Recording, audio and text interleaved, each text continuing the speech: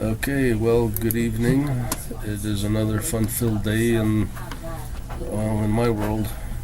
Can you guys hear the background noise going on, or are you okay here? Okay, I guess no comment. I'm good. I hear some noise, but it's fine. Yeah, my wife and kid are being noisy on the other side of the basement here. Anyway, so this is the, I don't know how many lectures I've done. I've done one every week, so, well, let's see. I don't know. This is the lecture that comes after the last lecture, which last lecture was Chapter 7, so this one is Chapter 8, Logical Functions and Selection Structures. This is probably the second hardest chapter that the students struggle with in MATLAB, Chapter 9 being the most they have troubles with.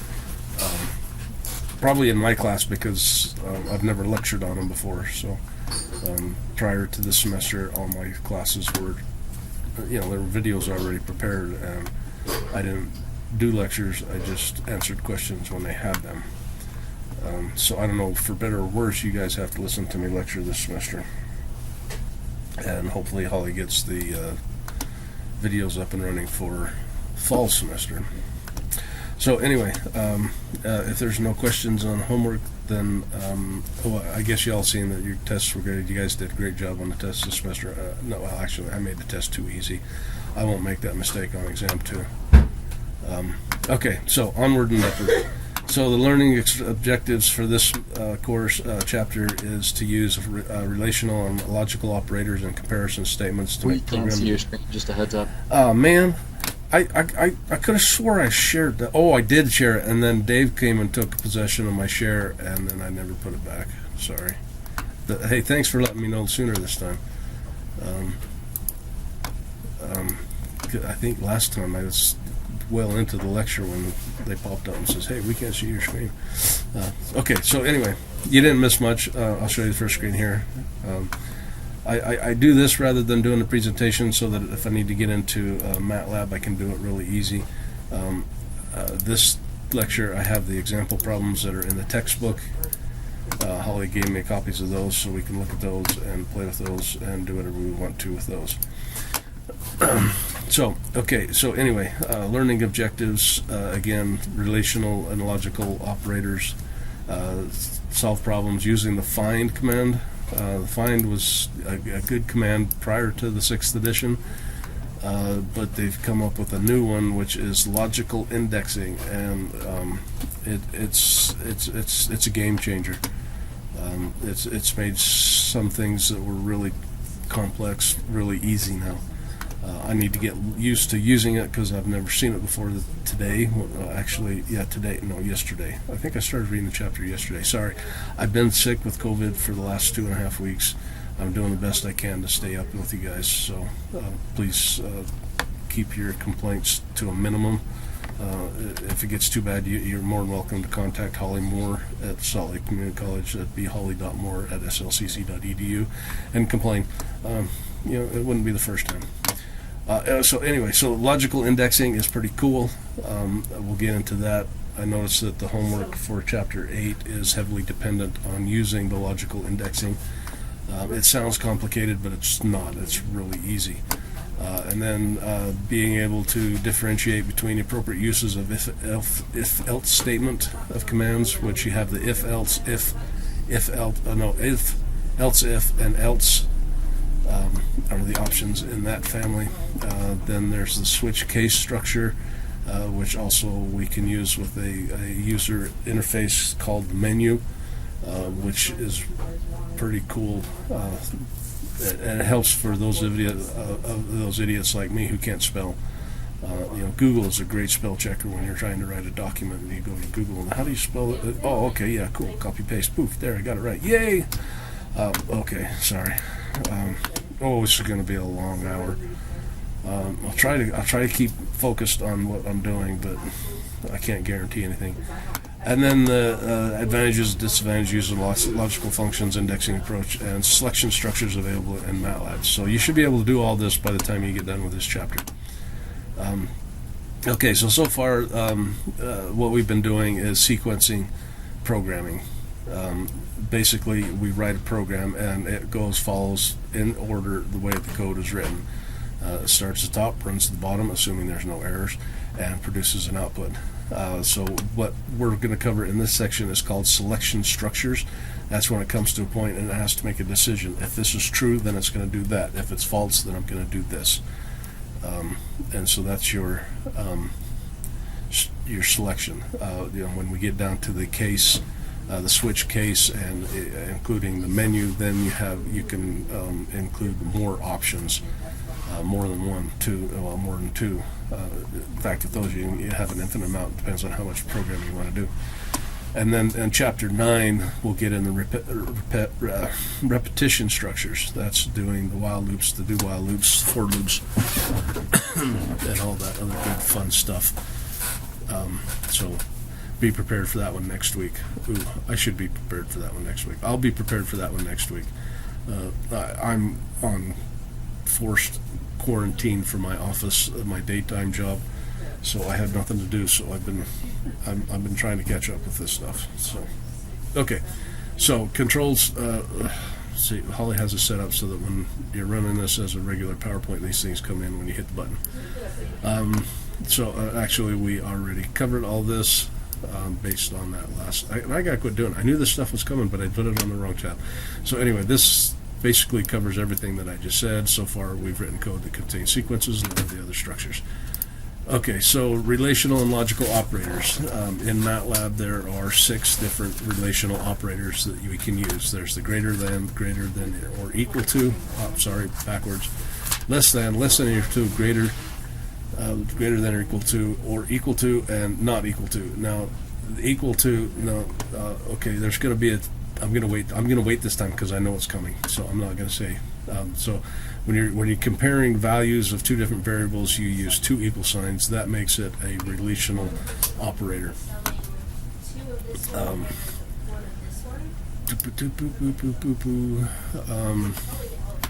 So comparison. So when you make these comparisons, MATLAB returns either a true or a false. And this is where the logical indexing comes in handy, because when you so if it's true, MATLAB will return a 1. If it's false, it will indicate it as a 0. The results from comparative logical operator on that is a logical array. So if you look into the workspace, the variable will be a logical. Cool. See right here. Oh, here's an answer. So here's an example. We set x equal to 5, y equal to 1, and then we check, is x less than y? Can you all see that? I don't know if I can make that any bigger. And the answer is a logical form.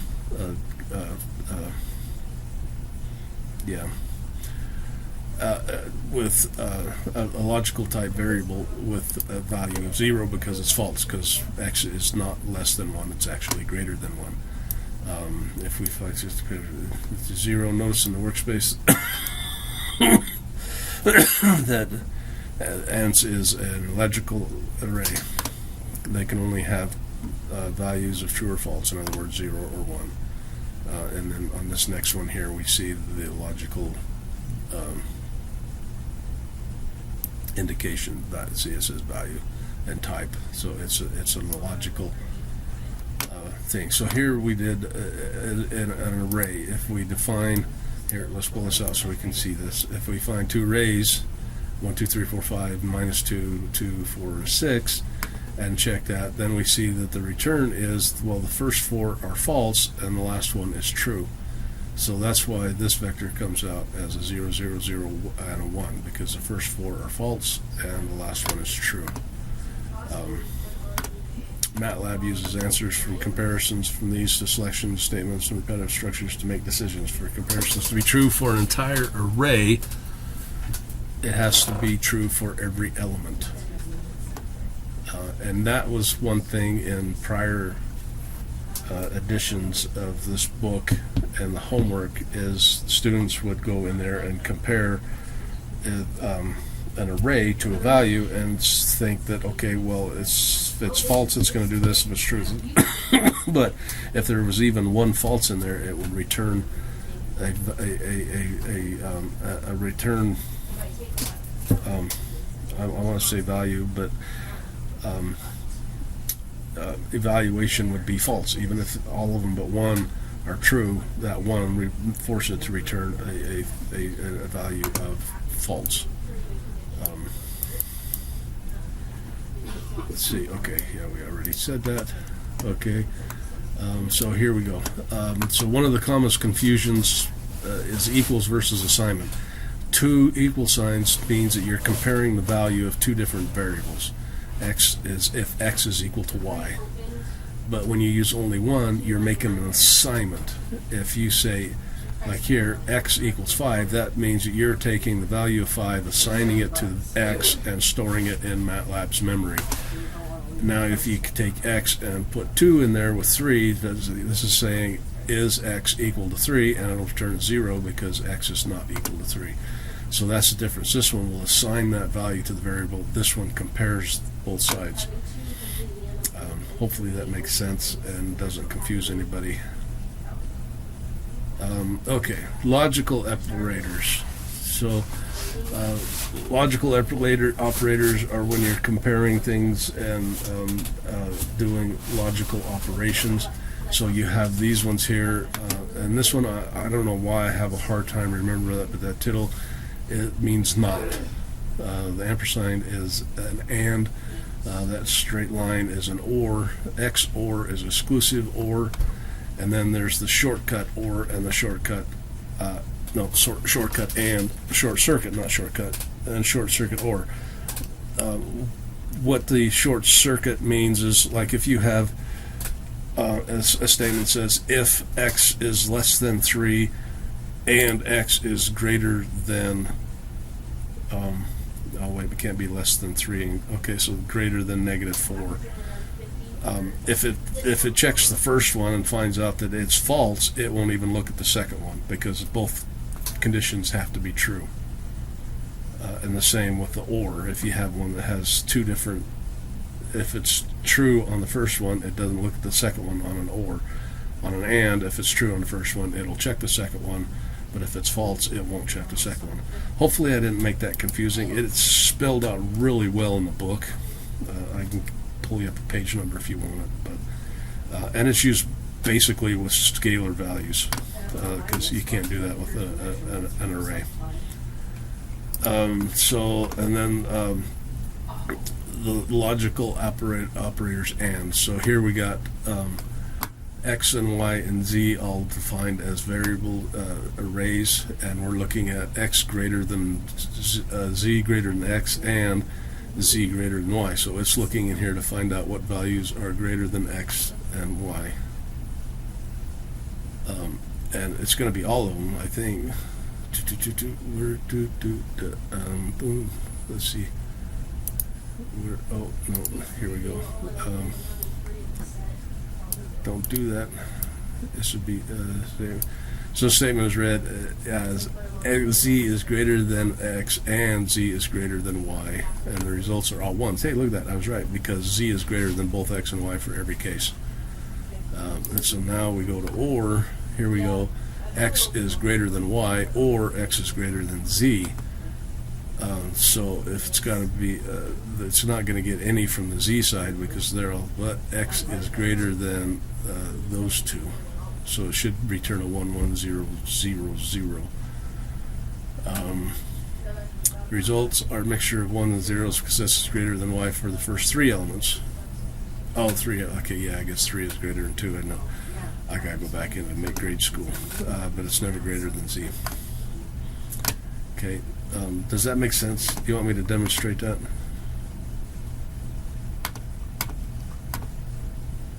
Okay, I'll do a little bit after the end just to make sure that everybody's cool on it. So, flowcharts and pseudocode.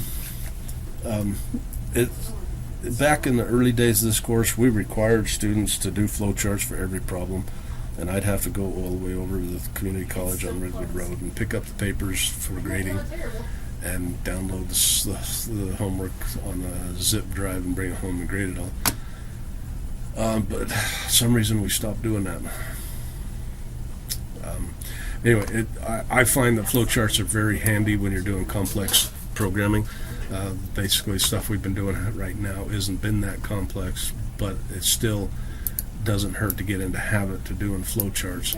Pseudocode is you basically write out the procedure that you plan on doing in short little notes, and then go back and it covers this pretty good in the book. You take those notes, put them into an M file, make them comments, and then between each of the lines you insert the code to accomplish the note that you created. There'll be some examples of that come up here pretty soon. Let's see right here. Pseudocode is a verbal description of the plan. It can be converted to list comments describing the program. So a lot of students often think that doing the flowcharts and pseudocode is a waste of time. However, when you get into more complex jobs, it makes it so much easier. And then you should also get in the habit of, I hate it. Quit doing it. Anyway, should get in the habit of doing documentation in your code anyway, so that when you come back in 5 years to a piece of code that you wrote and you look at it and you say, what the heck was I thinking? Not that I've ever done that today, but coding, documentation is always a good thing. Okay, so how to create pseudocode. Just on the outset, state the problem that you plan to solve, how you're going to, what the inputs are, what you're looking for, how you intend on doing it all, and then convert them into comments, then add MATLAB programming. So here's an example. Suppose that you want to ask a program to convert feet to miles per hour to feet, so you define a vector miles per hour, convert to feet, combine into an array, create a title chart, create highlight, and display the chart. So this is some simple steps on how to do this, and so here it is all brought into the MATLAB.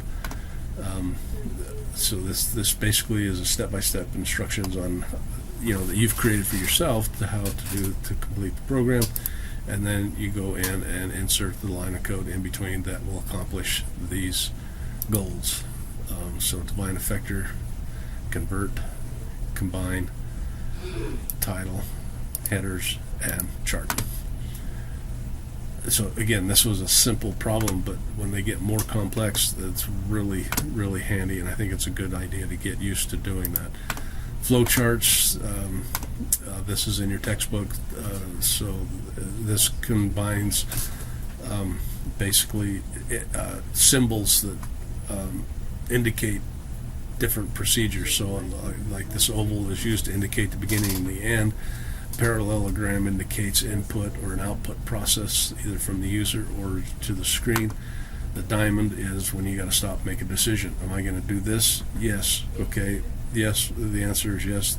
Does it this? No. Then and then these are for calculations. Again, here's a simple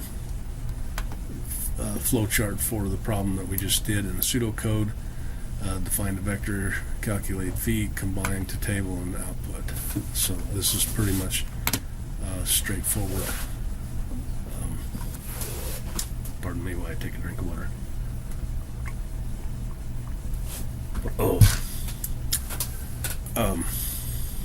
So like it says here, for a problem this simple, you'd probably never create a flowchart. However, problems more complicated, flowcharts become an invaluable tool, allowing you to organize your that would be something different for me to do. Organize my thoughts. Man, wonder what that would be like. Okay. So anyway, let's get on. Okay, logical functions. Any questions on flowcharts and pseudocode? Nope. Okay. Logical functions. MATLAB offers traditional selection structures such as family of if and a series of logical functions that perform the same task. The primary function is find. Find is a very cool tool. and then it's been improved again upon with the logic indexing, which we'll cover here in a few slides. So what the find does is you specify where you want to look and what you're looking for, like find X, if you have a vector or a matrix of X and you want to find all the values that are greater than 10. So you put find X greater than 10, and what it'll return if you assign it to one variable, it will give you a number of all the positions in that matrix that are greater than 10, again starting in the first column, going down, then going up to the second column, and then up to the third column, and that's how the numbering system works. Or you can assign it to two output variables. Again, the first one would be the row it's found, and the second one would be in the column. Combined with logical objects, powerful tool, analyze and manipulate data. So if you have any programming experience, you probably would say, well, I'm not going to use a find, I'm going to use the if statement. I know you're saying you won't do that, but I've been grading this homework for 100 years, and there's two problems in here that require you to use the find statement, but time and time again, students always try to do it with the single if statement. The if statement doesn't work well on vectors.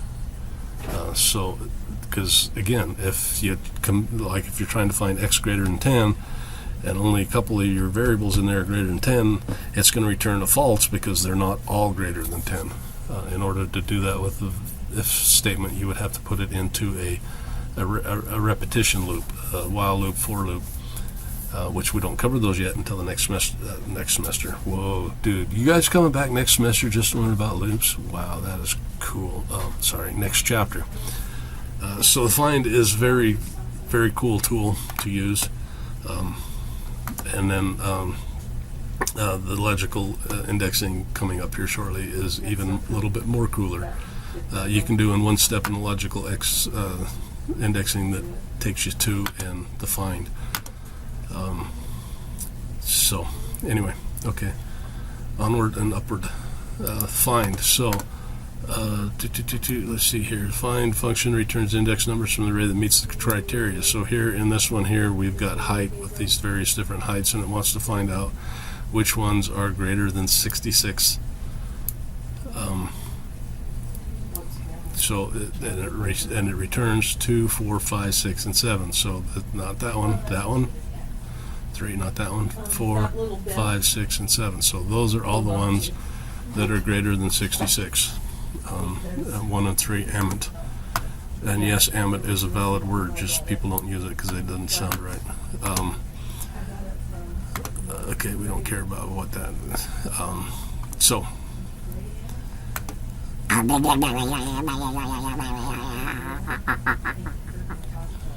shut up, okay.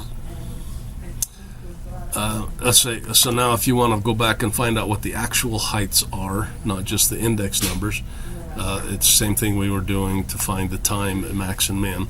You just put these element numbers into the vector matrix that you're looking for, and it'll return the values at those locations.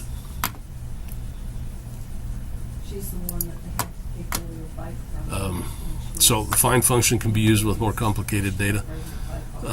For example, if we're looking at this here, the following data, suppose that the Naval Academy must be at least 18 years old and less than 35 years old and at least 66 inches tall. So you got three different criteria. You're looking for greater than 18, less than 35, and greater than 66. So that can all be combined, either doing them individually or in one statement here. So qualify is we got the applicants must be greater than 66, and so there's one of those logical operators. They must be greater than 18, and there's another logical operator, it must be less than 35. And so that returned only 3.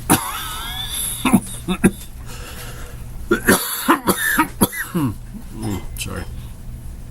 Only 3 applicants that were actually able to fit that criteria. And see how cool that was? We did all that in one line of code. I mean, it looks like two, but that's because the window's so small.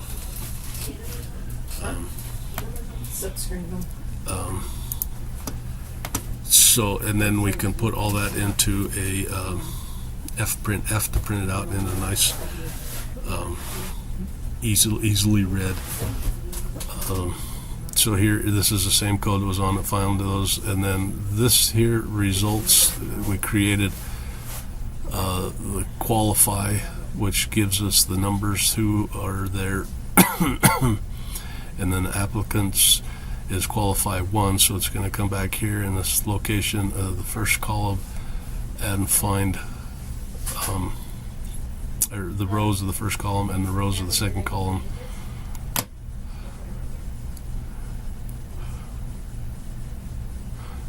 I'm tired. Are you guys tired? I'm tired. Okay. Anyway, then that's all put into an fprintf statement, which you guys are all very well familiar with after doing chapter 7. And it'll print that out. Is that cool or what? Say, yeah, that's cool. Wow, dude, that is just totally farm out. So here's an example of this here showing if you just do the output to a single variable, it came back 3, 4, 5, 6, and 8. So it starts at the first column, goes down 1, 2, there's a 3, 4, 5, and 6, skips 7, and shows 8 and 9. So that's how it works out if you've only got one variable assigned to the output from the find. But if you assign 2 the row and column to find, then you got, oops, I don't like that she did that. So it's in rows 3, 1, 2, 3, 2, in columns, whatever columns they are, 1, I'm guessing 1, 2, 2, 2, and 3. 1, 2, 2, 2, and 3. Well, look at that. Is he good or what? Say, yeah, man, he is just fantastic. Okay. So again, you know, this is pretty much like the max and min that we've been using already. Only it doesn't return the value on the first one. It just returns the element number of all the locations that this condition is true. And this one, it looks like, is in temperatures. My temperature was 98.3. Oh, sorry. I digress. Okay, so pseudocode and flowchart for the one we just did. For the find function, use the index to find the values greater than 9, plug them into X, and create the example. So again, here we just define what we need to do in the order that needs to be done, and then write the code afterwards to fit what we need to do. And here's the flow chart. Okay, so now let's get into the logical indexing. So the find command returns the indices of the element that meets specific test criteria. Okay, the logical indexing is similar to that, but it's based on its purpose is to select the elements of an array based on specified test criteria. Criteria? Wow, that's a new word called Webster. So it's often similar to implementing using Lux, but it means, okay, so this, you know, this here is probably, you're sitting there going, what the freak is he talking about? I tell you, because when you see it in action, it makes a little more sense than, or at least to me, it makes more sense than sitting here reading sentences that run on forever. So basically,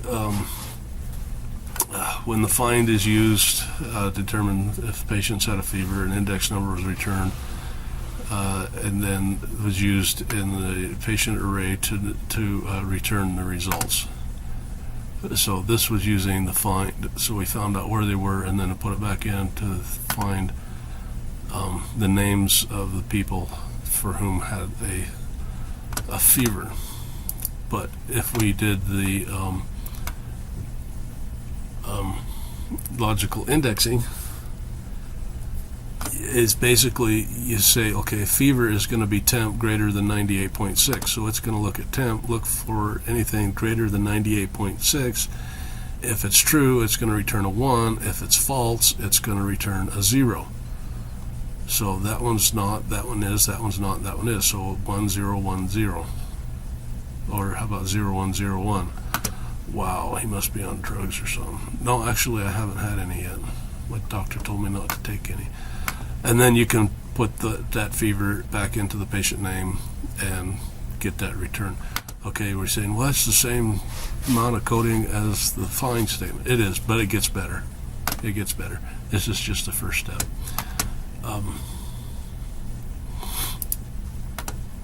So now you can take, and you can take this and combine that all into one step, a single step approach. Just take the patient's name and have it return all those who are less than 98 degrees on the temperature, and that will return those, assuming that Jose and Rose are associated with the temperatures. Is that clear, or am I just making things worse for you guys? I'll probably put you to sleep. No, I'm good. Okay. So, the logical array fever can be used to create a new array called result. In this example, array is a string array, and we have some missing values. Okay, so here, what we're doing is we're going to look at these guys and create a vector called, or an array, sorry, let's get the right proper terminology going here. That's going to take me a while because for 100 years I've been calling it a vector, a matrix, but it's now an array. So we'll create an array of to print out in a table that these guys are sick because they have a high fever. So we look at in the array and the location here, which has this location where that it's going to put in sick. So okay, well it's not 1 and 3 because they're not sick, so it's showing missing, sick, missing, and then over here if we move this, you'll see sick. Okay, so but we can replace those with another code by using the tittle, which means not, and assign a value of well. So any idea of what the code is going to be for that?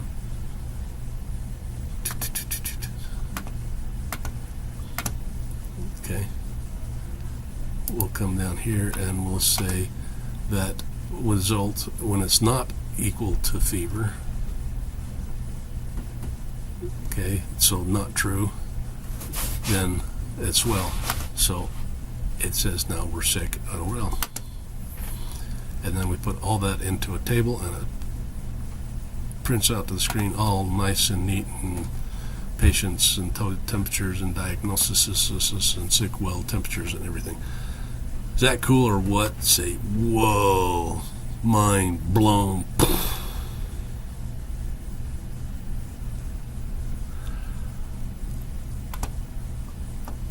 Okay, any question on logical indexing and find statement?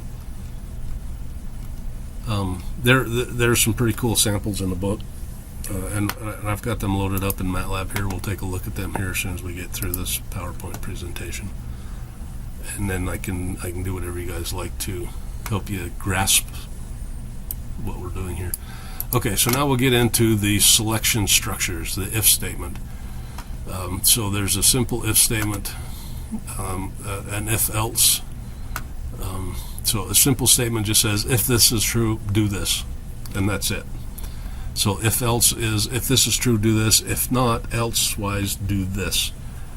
And then if else is, if you have a lot of conditions to check, you use if the first one doesn't meet the criteria, then it'll go to the first else if, and if that doesn't, it'll go to the next else if, and you can have as many else if as you want until you run out of things to do, and then the last one will be the default else, do this. So they can all be done with arrays, but most useful when done with scalars. Ow. Actually, if you, ow, stop it. the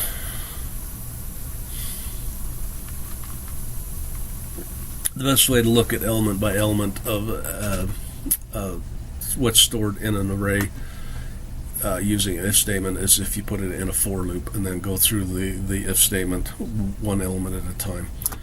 I will cover that in chapter 9. Okay, simple elf. Elf? It's not Christmas. It's 4th of July. Christmas in July? No. Simple if statement comes. So if x equals 3, type out some kind of statement. And you can put in as many lines of code as you want here, and it'll stop when it comes to the end. So yeah, if it's true, it'll go in here. If not, then it just skips over this to the end and continues on with the code. And just for easy readability, I personally, I have my function up here, and then I start indenting right after the function, and then when I get to an if, I indent, and it's all personal preference. I like lots of indents. It makes it for me a lot easier to read. But if you don't indent, that's your prerogative. It just makes it harder for the grader to read. And I know the grader, he's not a nice guy. Okay, so here's a simple if statement. So input G, so you're getting an input from the user. If it's less than 50, then it'll say display G is very small. Value equal to, and then it'll display the value that you input. So if you put in a value less than 50, it'll display that. If you put in 50 or above, it will just skip over that and not do anything. I don't know if it shows that. I can go on. Let's see, here we go. So here they entered in a value of 70, which therefore didn't meet this criteria, so it skipped all that and went to the end, and that was the end of the coding.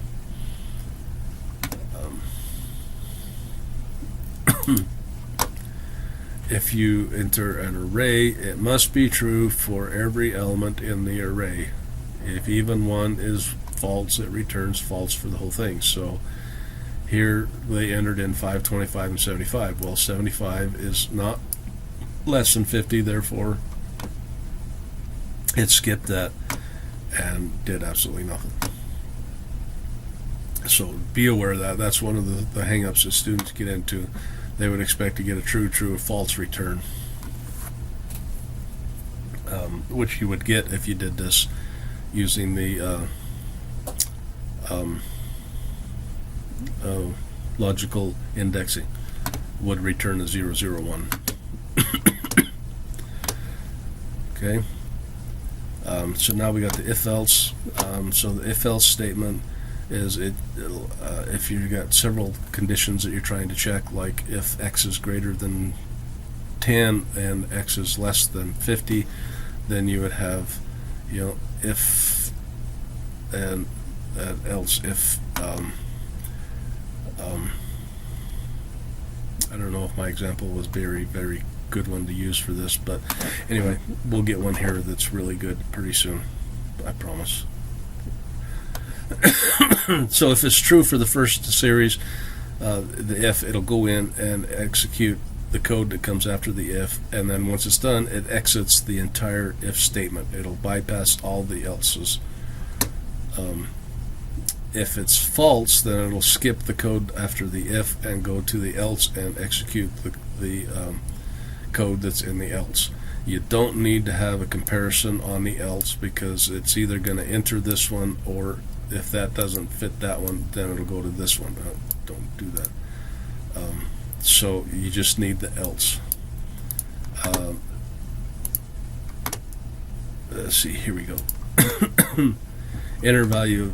So here we're looking for values that can be sent to log. Okay, they have to be positive values. If they're negative, it won't. You can't take the log of a negative number. Sorry. So here we're asking for an input from the user. We're going to check to make sure that it's positive. If it's positive, it'll return the natural log of x. If it's negative, it'll skip this code and come down here and say the input log must be positive. So the first iteration here showed that put in 5, so it returned. So if the comparison in the if statement is true, the code between the codes is executed. If the code is false, there should never be a comparison listed on the else line of an if-else structure. I think I covered that one already. So it doesn't show us an input of a negative number, but if it was negative, it would bypass this and put this display. So if you want, you can add a beep to your error messages. Just type in beep, it'll beep, and then it'll display, and then it'll end. You can also do an error. If you want to do the error, put in some kind of a statement as to why it's an error. The only difference between the two is if you use the beep this way and you have code that comes after this, it'll still execute that code. But if you put in an error, it'll end the code at that point and exit out of the program. So if you got other code afterwards, it won't run it. Or at least that's what the textbook told me today. So here's the else if statement. If I'm going to have time. If and else if statement. So if you're checking multiple criteria, say like for grades, it's one that's very popular in this class, is to have you write code to assign a grade for a specific score. You know, anything over 90 is an A, over 80 is a B, 70 is C. So something like that, you would use the it's if else if. So I would well, you know, I guess it really doesn't matter, because once if it enters the first if and it finds it true, it'll execute the code and then exit the if statement. So you could either start with the 90s or the 60s. I think I usually start in the 90s. But you know, if this one doesn't true, then it'll come down to here. If this one's true, it'll execute that code and exit. If not, it'll go to this one, execute code and exit. And then if you've exhausted all of your options, you can put your final else in there, and if none of these are true, it'll run this one and then exit. That's a good place to put in something like valid data entered is not valid, try again, or something like that. So here's an example. So this is trying to determine whether or not what kind of driver's license you should have. So it asks you to enter your age. If you're less than 16, obviously you can't have a driver's license. You have to wait. So if you're under 18, then you have to have a youth license. Under 70, you have a standard license. And then, you know, for old farts like me, wait a minute, I'm not that old yet. I don't have one of those special licenses yet. Give me a few more years. But anyway, so here you're checking less than 16, so 0 to 16. 16 to 18 is, and then it's 18 to 70, and then 70 to you know, the oldest person in the world. So all ages are covered. So no matter what you put in there, even if you put in a negative number on this, which I don't know why you do that for an age, but it will still return out sorry, you'll have to wait. I guess if it's negative, you could put out sorry, you have to wait till you're born or something like that. Anyway. So yeah, cool, huh? Say yeah, that's cool. So here's the flow chart for that. So you got your start cube. You come down here. If you get an input from the user, if it's 16 is true, sorry, you have to wait, and then you'll come down and end. If it's false, then you come down here. 18, you'll have this, then come out and end. If that's false, then here, false here, and then this one here. Obviously, there's no other choice. It's either if this one is, yeah, then this is the final choice, and then you exit. So this is how you'd use a flow chart for something like that. Okay, any questions on if else? No, if else if, and if else. Yeah. Any questions? No? Comments? Good. Cool. Clear as mud, dude. Clear as mud. Okay. So the switch case structure.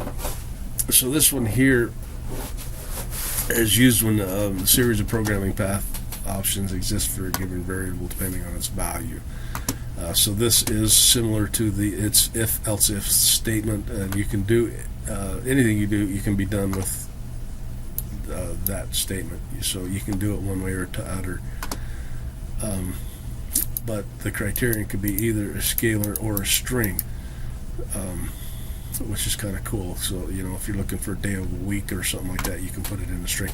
Only thing with a string is it's got to be input from the user exactly the way it's written in the program. Exactly. Same spelling, same capitalization, same everything.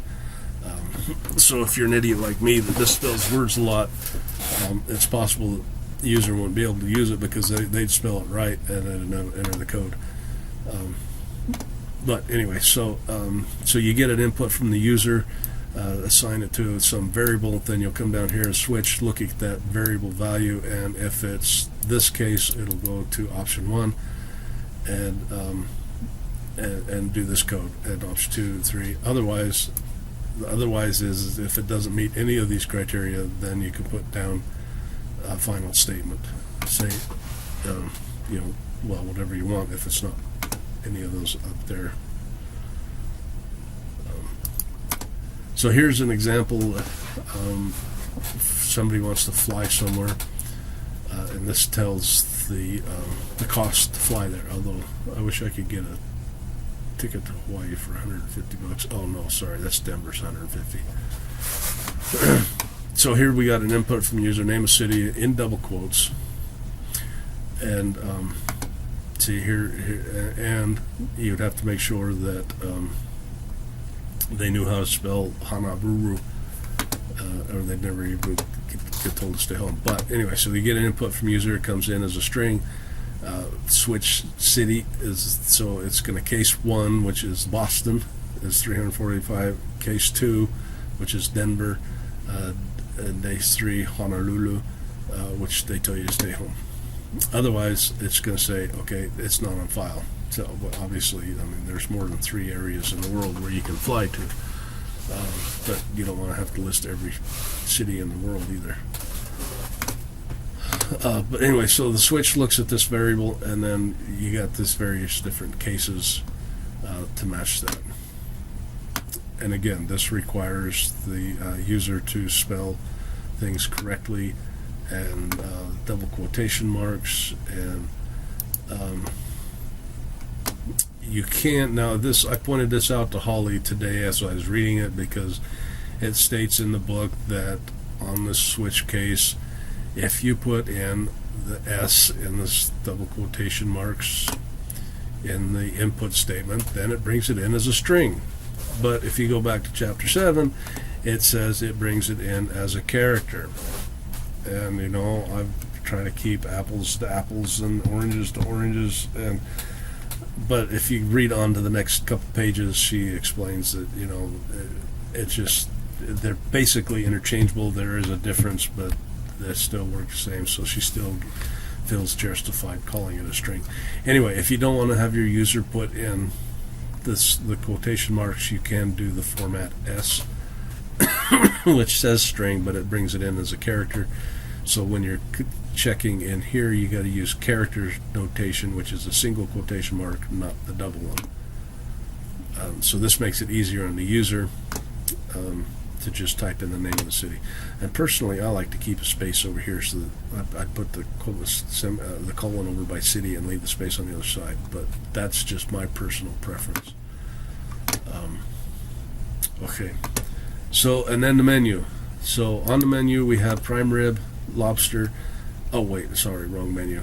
So the menu function is basically used with the switched case, or you could use it anywhere, I guess. It's not limited to just a switch case, but this is a good place to use it.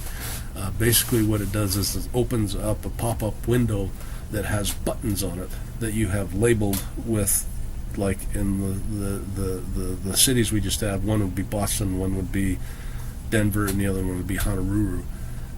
So you don't have to rely on the input user the user inputting the right spelling, the right punctuation, the right capitalization.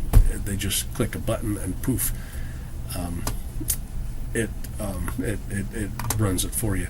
Now, I did look up this list dialog function today, and yeah, it is pretty intense. I was hoping to be able to demonstrate it tonight, but I need to do some more reading on that, because it basically creates a pop-up window that has a list of possible selections, and you can set it up to select either one variable or multiple variables or all of them, and it's a lot more than my brain could handle today, so I didn't go into it any deeper. But if you want to learn about it, just do the doc list, the DLG list dialog, and you can teach me how to do it. Okay, so these were introduced 16 years ago, but this is the first I'm hearing of this one. I did know about switch and menu, but I didn't know about the list DLG. And a more recent approach is to use a graphical interface, is to use an app creator. I think we have that. I think we have that at my office, but I don't get to use it. I'm just a machinist now. So here's an example of the menu. So Holly likes to break these things into parts, so she created a variable called prompt, which is telling you what to do, and then the list of cities, and she put those as the inputs to menu. So this prompt is this statement up here, and then each of these boxes is created by the list, and then what it returns when you click that button is either a 1, 2, or 3. So if it's case 1, you do the price for the first one, case 2, and case 3. So that's basically the only difference between using the menu and just using the switch, is that with a switch you put down the return value from here, which the menu returns a 1, 2, 3 rather than an input from the user.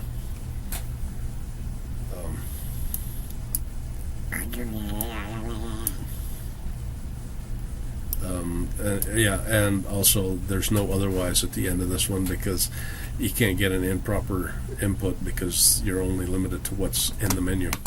So that's kind of a benefit for using the menu. But one thing I don't like about the menu is I like to have the menu pop up right here in the middle of the screen, and no matter, I haven't figured out how to do it yet, but it always pops up right over here in the top left hand corner. At least it has always in the past, and to me that's quite annoying, but I'm easily annoyed. So that's the end of chapter 8. There's some summary here if you want me. I can quickly go through it. You learn sequences, structures, repetition. You haven't learned yet. We'll learn that next chapter. Can we go through the examples real quick? No, it's against my law. Yeah, we can look at the examples here. So here's example 8.1. I'm not sure what page it's on. Hang on, let me see if I can find it. It's not in chapter 7. I can guarantee you that, because it starts out with an 8. Hey, you're pretty smart for an idiot. Oh, thank you. You are so kind with your words today. Okay. Oh, that's practice exercise. Oh, well, I don't need to read. Anyway, so this one here is what is this one? Oh, we created this is creating a function called a sync, sign C, which is used in electrical engineering for signal processing.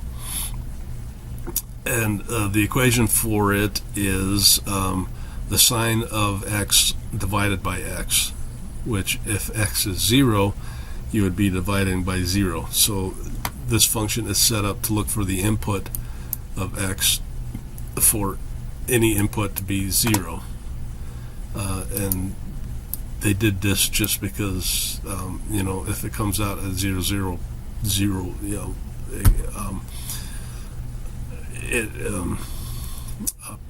one, it's still considered 0, but the calculation rounding errors would cause an error. So if you have problems with a 0 input when you're dividing, just do something like that. So what this find did was it looked for all the values in X that are less than 0.001, and it set the indices, the element numbers, to a variable called set1. And then it took the output variable and it took the same locations in the output variable and gave it a value of 1. And then it used the find to find everything that is greater than or equal to that number and set those element numbers to a variable called set2. And then the output numbers, locations of set2, it's taking the sign of X of that set and dividing it by X of that set. And then come up here and give you the plot. And this is what it looks like. And I can run it again, but it's just going to run the same thing. Maybe it's going to run the same thing. Hello? Hey, Lucy, are you home?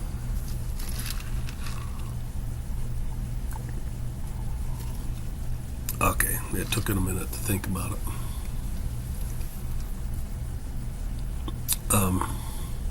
So that probably wasn't very useful for me to just go through and do that. What can I do to make it more easier and more gooder on you peoples? I mean, would you like me to just enter this stuff in on my without copying or just going through this stuff, or?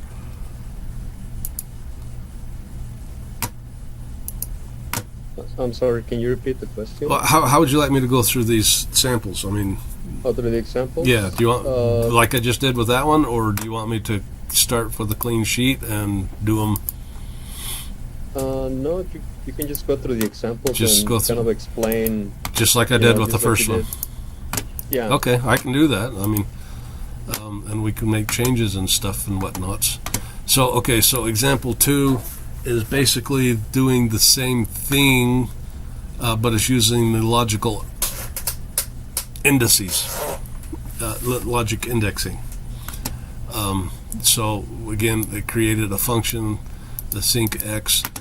So using the logical indexing, we found into the absolute values. So we're going to create a variable called set1, and we're going to find all the absolute values of x that are less than 0.0001 and set those locations equal to set1. And then again, the output variable, we're going to do the same locations as this and set those equal to 1.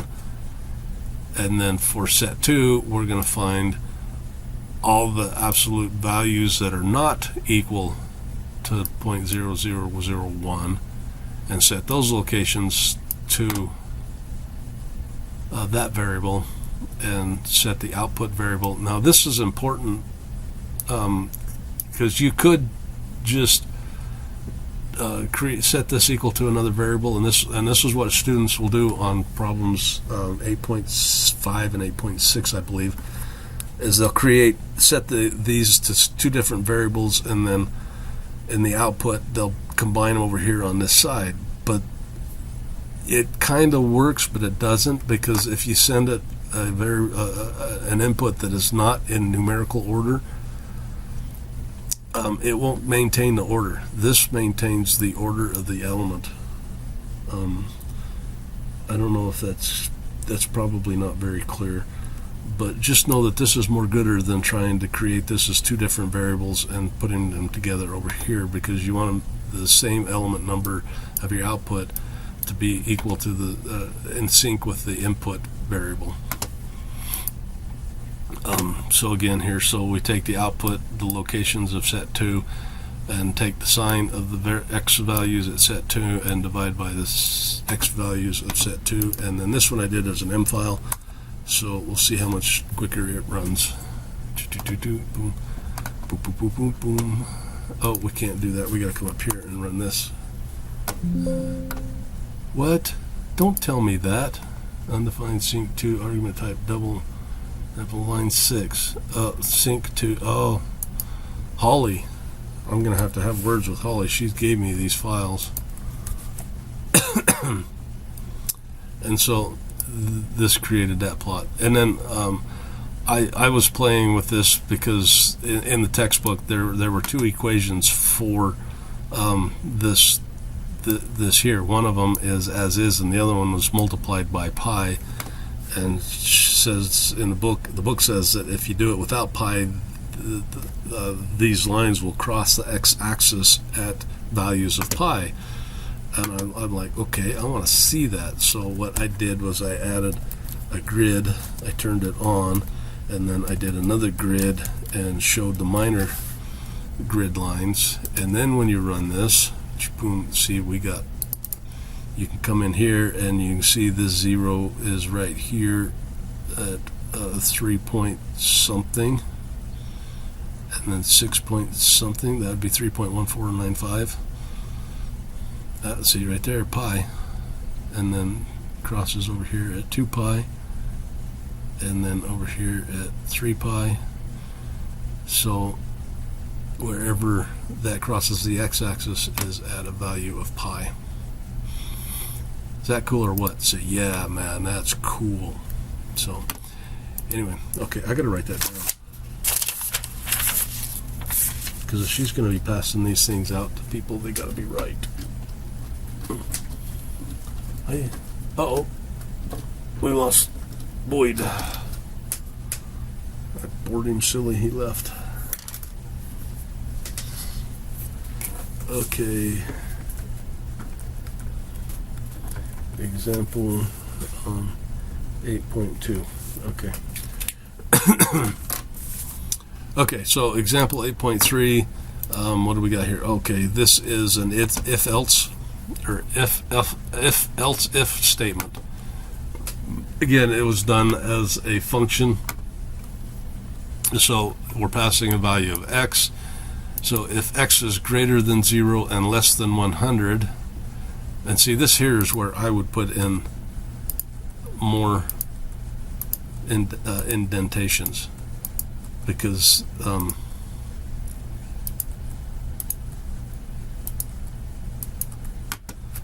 see, this if tells me that all of this is within this if right here, and this else is tied to that. That's how I was taught to program. Anyway, so it's past the value of x. If it's greater than 0 and less than 100, which is the possible scores for a test, then it's going to enter in here. If it's not, it's going to skip all this and come down here and tell you that it's an illegal input and quit. So it's going to come in here. If x is greater than or equal to 90, it's going to print out an A. If it's not, it's going to come down here and look, is it greater than or equal to 80? If it is, then it'll give a B. If not, then it'll come down here. If it's 70, C, 70, D, E. And you notice on this else statement, there's no condition, because if it doesn't fit these, then it's got to fit that. Okay? Okay. 8.4 is, oh, yeah, you can tell this book was written a long time ago. Define the cost of gas at $2.89 a gallon. I want to know where she's buying gas for $2.89 a gallon, because I need to buy about I don't know, 200 gallons so I can drive to Virginia. Anyway, so it enters a rate of gasoline here. Let's make this realistic. Oh, go away. And then it wants to know whether you're going to do buying in gallons or liters. Okay, this would be cool. We can see how much it'll cost to fill my truck at $7.89 an hour a gallon. So here it's going to look, if you entered gallons, spelled lowercase correctly, or liters, and then it'll come down here. If it's gallons, it'll be a 1. If it's this is a conversion between gallons and liters. If it's in liters, it'll multiply it by 0.264, and then what volume you'd like to buy, and then it'll do the calculation and tell you how much it'll cost to do that. So this will be interesting to see. Okay, so we're going to do it in galleons, and my truck holds 36 gallons, so it'll cost, whoa, $284 to buy gas for my truck. Oh my gosh. I need to sell it and buy a horse.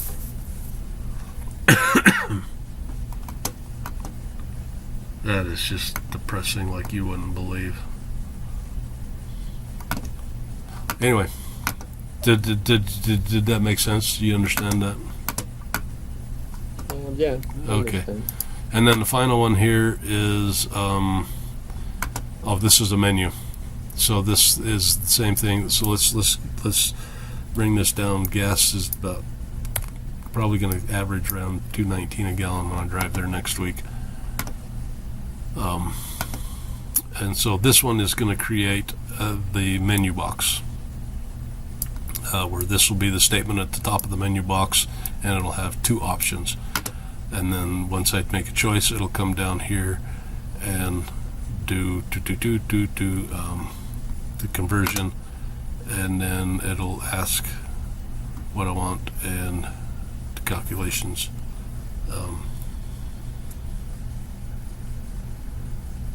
This is if you entered in, what is that, degrees to radians? I don't know what the freak that is. Holly, you're confusing me. So let's enter there. So here is our menu box. See, it brought it up clear over here. Come on. And it won't let me move. There we go. I'd prefer it to be right here in the middle. So measure the gallons and liters or gallons. I want galleons. And then it's going to ask me, I need to run them all. Not run section, you idiot. Where's my run button? There's the run. There we go. Run galleons, and then it comes over here and asks me what volume, 36 gallons. And somewhere down here, it'll be $186 for 36 gallons of gas. I tried buying gas at Costco the other day. It was $4.86 a gallon, and it stopped me at $150, and I wasn't full. Calculations. What the freak?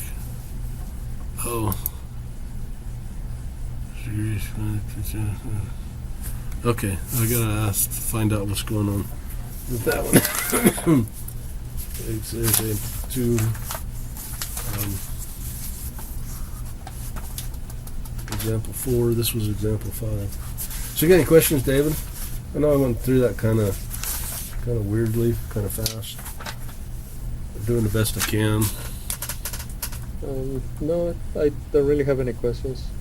It's kind of cool to see the examples from the book being run on live. Yeah. See, did I run? Yeah, I ran that one. I ran that one. Mm-hmm. I didn't run this one. So let's run this one on the test. So it's got all these here. So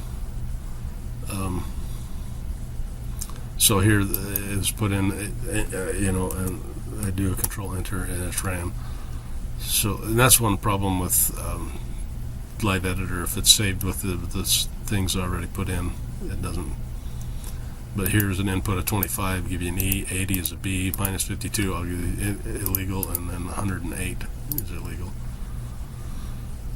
So.